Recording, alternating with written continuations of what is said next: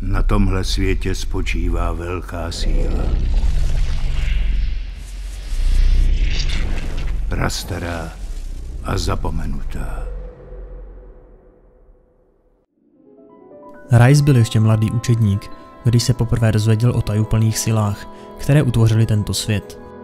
Jeho mistr, čaroděj jménem Tyrus z Hélie, byl členem prastarého řádu, který měl za úkol sbírat a ochraňovat ty nejnebezpečnější artefakty na Runeterře. Rhys zaslechl, jak Tyrus šeptem rozmlouvá s nějakým dalším čarodějem, se kterým se bavili o něčem jménem runy světa.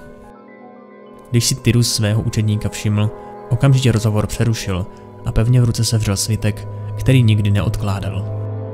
Navzdory nejlepším snahám řádu se povědomí o runách začalo šířit.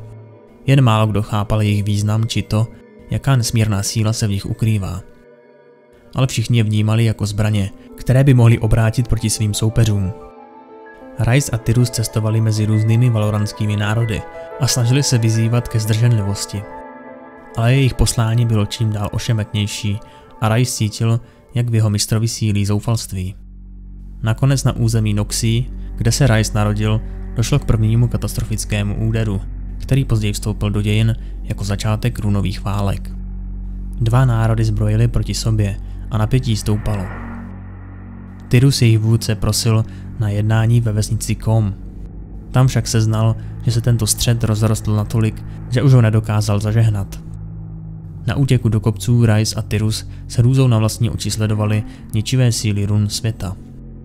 Země se pod nimi propadala, samotné podloží se jakoby dávilo a naříkalo a nebe nad nimi se kroutilo, jako by bylo smrtelně raněné. Ohlédli se zpět do údolí, kde stály soupeřící armády a spatřili šílenost.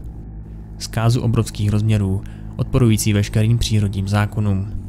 Budovy, lidé, to všechno bylo pryč. Oceán, který byl kdysi den cesty na východ, se nyní hnal k nim, aby je přivítal. Rhys padl na kolena a zíral do obrovské díry vyrvané do světa. Nic nezůstalo. Ani osada, která kdysi byla jeho domovem. Celou Runeterru začala brzy zmítat otevřená válka. Rhys cítil povinnost zapojit se do střetu. Vybrat si stranu a propůjčit jí svou magickou sílu. Ale Tyrus ho zadržel. Ti dva museli dovést ostatní zpět k míru a modlit se, aby vůbec nějaký svět zůstal, až to všechno skončí. Ať už se s těmi, kteří runy přijímali, potkali kdekoliv, Tyrus je nabádal k příčetnosti. Kvůli hrozbě naprosté zkázy mnozí z nich vystřízlivěli. Ti, kteří ve válce trpěli nejvíce, by možná i souhlasili s tím, že mu své runy předají. Ale nikdo z nich tak nechtěl učinit jako první. Čas plynul, střet se šířil a Rhys si všiml, že jeho mistr je čím dál odtažitější. Zatímco se Tyrus účastnil tajných setkání s velkými vůdci a arcimágy, posílal svého učedníka vykonávat úkoly, které mu přišly pramálo významné a často zabrali celé týdny. Nakonec se Rhys rozhodl, že se mu postaví a ke své hrůze zjistil, že Tyrus z Hélie se tajně zmocnil ne jedné runy, ale hned dvou. Zahořklý a rozhněvaný starší mák trval na tom, že běžní smrtelníci jsou jako bezhlavé děti, jež si zahrávají se silami, které nechápou. Odmítal nadále hrát roli diplomata neznalým moci pánům. Musel je zastavit. Rhys se snažil Tyra přesvědčit, ale nebylo to k ničemu. Stál před ním pochybný muž, náchylný ke stejným svodům jako ti, které sám odsuzoval. Vábení run se na něm stihlo podepsat. Zatímco kdysi toužil jen po míru, nyní měl prostředky k tomu, aby všechno ukončil. Rhys musel jednat, i kdyby to znamenalo, že svého jediného skutečného přítele a spojence na světě musí zničit. V jednom okamžiku uvolnil veškerou magii, kterou dokázal ovládnout. O chvíli později ležela na podlaze Tyrova doutnající mrtvola. Rhys se třásl a jeho mysl se snažila vstřebat, co se právě stalo. Jestli tyhle smrtelně nebezpečné artefakty dokázaly zkazit tak mocného a zásadového mága, jakým byl Tyrus, jaký má odolat Rhys. Zároveň však věděl, že je nemůže svěřit žádné jiné živé duši. Brzy se ty největší civilizace téměř zničily navzájem a tak válku ukončili. Rhys nyní chápal úkol, který zdědil. Dokud zůstane být i jediná runa světa nezabezpečená, Runeterra to bude mít bez pochyby spočítané. Tato pravda se měla stát jeho osamělým břemenem, neboť od onoho dne prohledával svět a pátral po posledních zbylých runách. Nadále odolává příslivu moci obsažené v každé z nich a místo toho runy ukládá na tajná místa, daleko od nenechavých chamtivých očí. I když mu magie, které je vystaven, mimořádně prodloužila život, Rais si nemůže dopřát odpočinku, neboť se zvěsti o runách světa začaly opět vynořovat a lidé run tedy očividně zapomněli cenu, kterou sebou nesou. Přetvořila pustiny na přírodní divy a magii.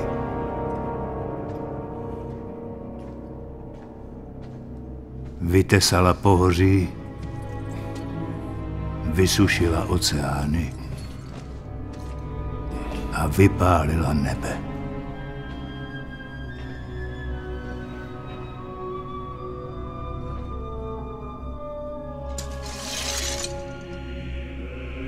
Nikdy se nevytratila. Neustále sílila.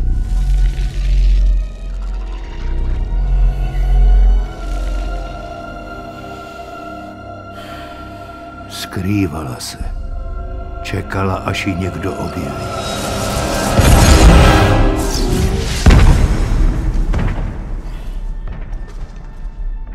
Čím víc sílila,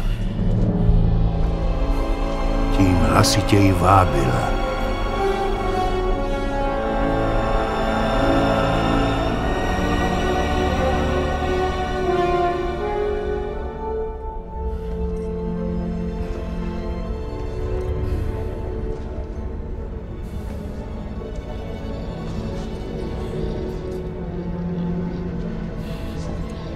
Ostatní se té síly chtějí zmocnit.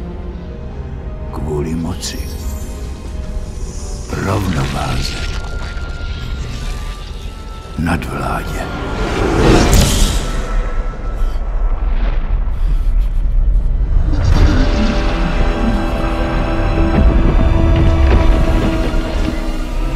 Tehdy jsem byl slabý. Naivní.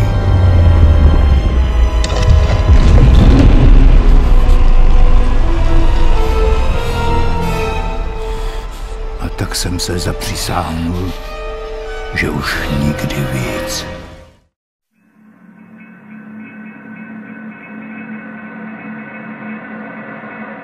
Kdyby Raisovým tělem neproudila neklidná energie, bylo by mu chladno.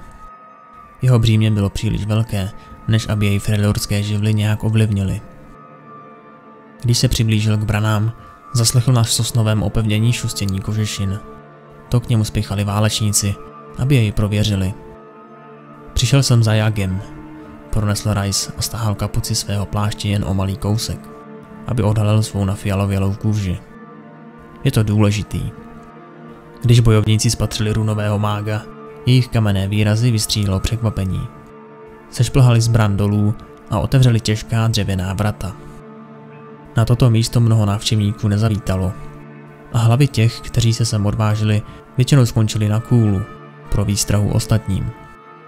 Raisova pověst mu však otevírala dveře i do těch nejnehostinnějších míst Runeterry. Aspoň na pár minut, jestli to půjde hladce, pomyslel si. Když procházel kolem drsných, větrem ošlehaných mužů, kteří jej mlčky soudili, jeho tvář neprozradila žádné z pochyb, které měl. Byl překvapen. Vesnice se téměř nezměnila od doby, kdy to byl před mnoha lety naposledy. Vždycky to měl v hlavě srovnaný. Snad bude spolupracovat, pomyslel si Rais. Vkročil do chrámu a připravil se na to, co přijde. Uvnitř chrámu stál starý ledový mák a naléval víno do mísy na oltáři. Otočil se k Raisovi a ten cítil své srdce až v krku. Po chvilce se muž usmál a objel Raise jako dávno ztraceného bratra. Jsi nějaký pohublý, řekl mák. Měl bys něco sníst. Na rozdíl od tebe, odvětil Rais a pokývnul směrem k Jogovu panděru. Oba přátelé se hlasitě rozesmáli, jako by to bylo včera od chvíle, kdy se viděli naposledy. Rais cítil, že jeho obezřetnost slábne. V tomto světě byla jen hrstka lidí, které nazýval svými přáteli, a jeho duši uklidňovalo, když s jedním z nich mohl mluvit. Další hodinu s Jagem rozprávěli, vzpomínali a jedli. Rice už zapomněl, jak skvělá je konverzace s jinou lidskou bytostí. Klidně by s Jagem zůstal 2 týdny, popíjel by víno a vyprávěl o vítězstvích i porážkách. Co tě přivádí tak hluboko do Freljordu? Zeptal se konečně Jago. Otázka vrátila Rice zpět na zem. Rychle si vzpomněl na slova, která si pro tuhle rozmluvu pečlivě přichystal. Vysvětlil, že někdy je třeba uchylit se k hrozným věcem, aby svět zůstal nedotčený. Ty hrozné věci jsou někdy lepší než příšerná zkáza, která by se jinak rozhostila všude kolem. Musí se udržet v bezpečí. Zakončil své vyprávění Rice. Všechny. Jago zasmušile přikývl a vřelost, která se mezi 2 přáteli rozhořela, byla okamžitě pryč. Sebral bys námi, kdybys věděl, že je toto jediné, co drží troly zpátky? Zeptal se Jago. Věděl si, že k tomu dojde, řekl Rice. Nebyla jiná cesta. Věděl si to po celý ty roky. Dej nám víc času. Na jaře vyrazíme na jih. Jakou šanci máme v zimě? To už si jednou říkal, řekl Rice chladně. Už to nepočká. Temný síly se blíží a chtějí si ji vzít. Dnes ji odnesu pryč, řekl Rice rozhodně. Akorát ji chceš sám pro sebe, obvinil jej Jago žárlivě a vybuchl vzteky. Rice pohlédl Jagovi do tváře a viděl, že se z muže stal zamračený a nepřátelský tvor. Už v něm nebylo nic z muže, kterého kdysi Rice znal. Rice mu vysvětloval, že se již dávno naučil runy nepoužívat, protože cena za jejich moc je až příliš vysoká. Bylo však jasné, že šílenec před ním neposlouchá nic z toho, co mu říká. Náhle Rice pocítil prudkou bolest a zjistil, že leží na zemi a z úst mu odkapávají sliny.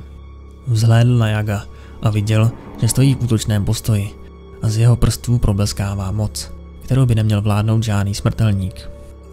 Když se mu plně vrátilo vědomí, spoutal Rice ledového mága prstencem nadpřirozené moci a získal tím dostatek času, aby se mohl opět postavit na nohy. Rice s Jagem kroužili kolem sebe a sesílali na sebe síly, které svět už dlouho neviděl. Pod nátlakem jejich souboje se probořily stěny chrámu a zřítila se na ně ledová kúpole. Rice byl vážně zraněný, ale i přesto se vyškrábal z trosek. Koutkem oka rozmazaně zahlédl Jaga. Byl celý potlučený a neohrabaně se snažil otevřít skříňku, kterou vyhrabal ze sutin. Podle chtíče v jeho očích bylo jasné, co v ní bylo a co by se stalo, pokud by se mu podařilo skříňku otevřít. V Riceovi už nezbyla ani kapka magické energie, a tak se ke starému příteli vrhl ze zadu a začal ho škrtit svým vlastním opaskem. Nic necítil. Muž, jehož hluboce miloval sotva před pár minutami, už byl pryč. Nyní před ním stála pouhá překážka k dokončení úkolu. Jago se mocně bránil, kopal nohama kolem sebe a snažil se postavit. A potom padl mrtev. Rice strhl klíček z Jagova řetízku a odemkl skříňku. Sebral runu světa a cítil její tepání. Kolem ní se linula nažloutlá záře nepocházející z tohoto světa. Zabalil runu do cáru pláště svého mrtvého přítele. Opatrně ji schoval do svého váčku a vyrazil z chrámu. Žalostně povzdychl nad smrtí dalšího přítele. Runový mák se belhal k bráně a míjel ty samé větrem ošlehané obličeje, jimž čelil při svém příchodu. Podezíravě na ně hleděl. Očekával útok. Vesničané mu však v odchodu nijak nebránili. Byli to lidé, kteří nyní ohromeně čelili svému vlastnímu konci. Dívali se na Rice velkýma, bezmocnýma očima. Co teď máme dělat? Zeptala se stará matka s chlapcem, který se schovával za jejími kožešinami. Já bych odsud odešel, řekl jí Rice. Věděl, že pokud zde zůstanou, trolové se na vesnici vrhnou s prvním příchodem tmy. Nikdo by nepřežil. A za branami vesnice číhalo ještě větší nebezpečí. Nemůžeme jít s tebou? Zeptal se chlapec. Rice se zastavil. Část jeho nitra, pozůstatek nerozumného soucitu hluboko uvnitř něj, říkal, ať je veme sebou. Ale věděl, že nemůže. Rice se plahočil hlubokým freljorským sněhem a rozhodl se, že se na tváře těch, jež nechal za sebou, neohlédne. Byly to totiž tváře mrtvých a on měl co dočinění s těmi, kdo mají ještě naději.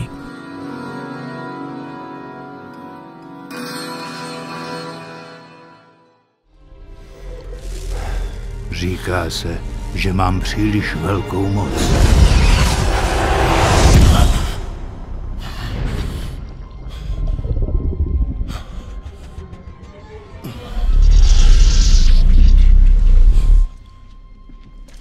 Nebo že se mi nedá věřit. Možná mají pravdu. Ale ta jediná moc, kterou skutečně mám, je síla se jí vzdát.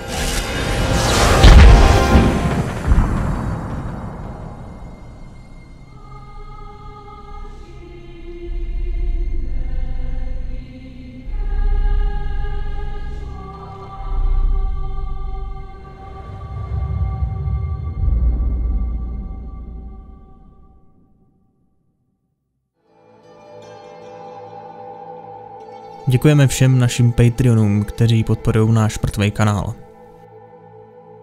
Moc krát díky. Jestli se o mně občas chceš něco dozvědět, nebo o videích, které tvoříme, sleduj můj Instagram. A nebo můj stream, kde pravidelně líkuju, co bude v příštím videu.